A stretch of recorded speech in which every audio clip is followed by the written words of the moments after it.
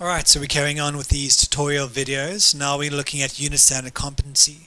Capturing a person if they were competent in their first attempt when they handed in their portfolio of evidence, or if they were not yet competent on their first attempt, you need to capture a resubmission date and a remedial contact session, and then capture them as competent on their second or third attempt. So how do we do that? So first let's look at capturing competent on first attempt. Go to Projects and Programs, Learnership Projects, Unit Standard Competency. Search for your project like you did in the other tutorial videos, but when you find your project, expand it out. Find your modules in your project. Now you're going to see here this Complete Unit Standard Competency is green because I've kind of already done that. We're going to go back into it and look at it, but the ones that are blue means they haven't been touched yet. No Unit Standard Competency has been captured. If you have captured, then you're going to be able to download a competency report. Looks a little like this. You can see your learner or learners and where they are. Competent. Okay. Going back here, but let's look at capturing competent on first. So once you go click on that button there, you can see all your learners. My one learner is over here. You can upload an evidence summary sheet by clicking on this upload arrow, or you can select your learner because you want to capture this unit standard. He was competent, yes. That unit standard, not competent. Competent on first, not yet competent. But now Glenn needs to come in again for a remedial contact session, hand in another POE. How do we change that? How do we create the project or adjust the project details like that? So it's important to note that these are fundamental changes in the project, dates and setup. You need to go back to the project setup, change it over there.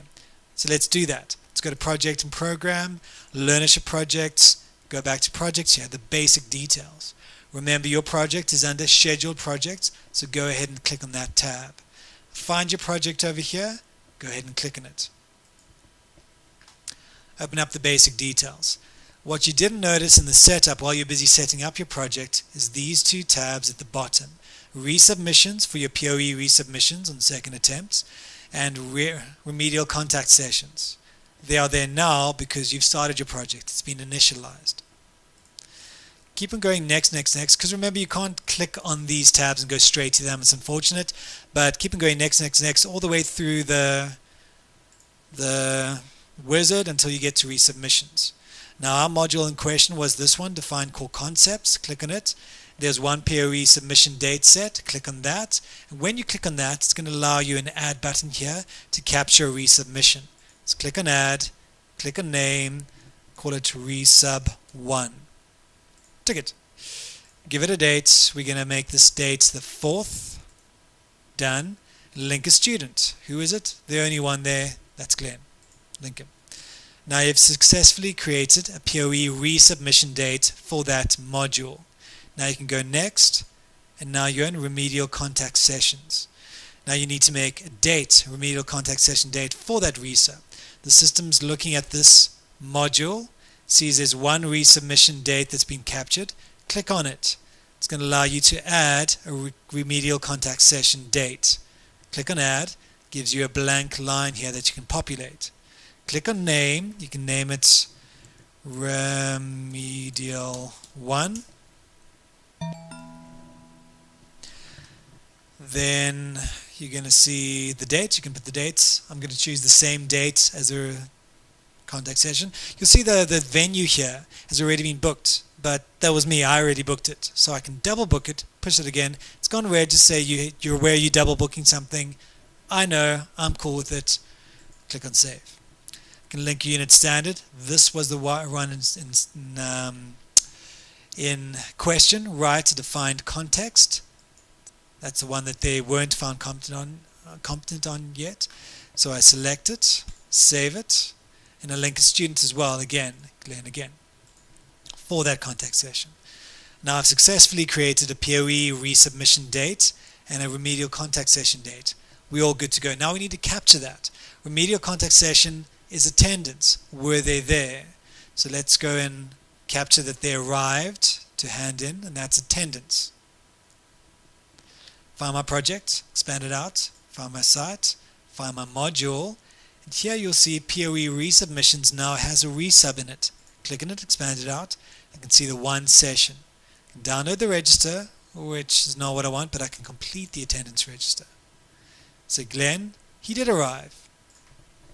Just to hand in POE resub. Save it. Perfect. But there's also there's a POE resubmission. You need to capture that as well. So let's go to Learnership Projects. Let's go to POE submissions, because a resubmission is a POE submission. Find your project, expand it out. Now you're going to see there's another one. There's POE submission, the initial submission. We've done that. But now we need to do a resub, the one that we just created on the 4th. Let's complete the resub. Yes, he handed it in. Save it. All good. Now we can go back to Unit Standard Competency. Find our project. Find the module. Complete the Unit Standard Competency. Find Glenn. Select him. Now I can say yes, right to find contacts. Yes. Now you're going to notice competent on second. Because the system sees there's 2 POE submissions for this learner, it's saying he's had 2 attempts. This is the second attempt. Now he's competent on that second attempt. If you capture the 3rd POE resubmission, it's going to say 3rd attempt, and so on and so forth. You can save the competency. Now it's gone green because he's now competent, or the select button's gone green because now Glenn is competent on all the unit standards in this module. Back to indexed. Right, and that is all the basics on how to create and run your POE or your learnership project. Hope it's helpful. There will be more about the document warehouse, how to upload documents, where to manage all your documents. That's coming soon. There's also going to be more advanced things about extending projects. There's going to be more advanced ones that's going to be tackling the termination, suspensions, what to do about those. But at least the basics are done. Hope you understand it. Please, if there's any questions, ask somebody around you that knows how to do it. I'm sure they'll be happy to help you out. Even your manager, they could help you out. I hope it's been helpful. Good luck. Cheers.